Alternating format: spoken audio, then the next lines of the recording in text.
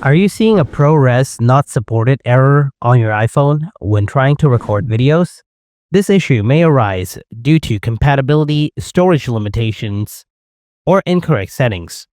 Don't worry, this guide will help you troubleshoot and fix the problem so you can start recording in ProRes. Let's get started with the solutions. Solution 1. Re-enable ProRes in Settings. Open the Settings app and tap Camera. Tap Formats. At the bottom, you will find Apple ProRes option. Toggle it off. Solution 2. Change recording resolution. Open Camera, switch to the video mode, tap on 4K from the upper right corner of the screen, and set it to HD.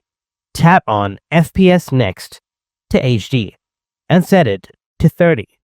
Now, turn on ProRes from the upper left corner of the screen, and it should not show that error anymore. Remember, if you want to record in 4K, you will need at least 256 gigabytes of storage. So guys, that's how you fix ProRes Not Supported error on iPhone. If the video did the trick for you, smash that like button.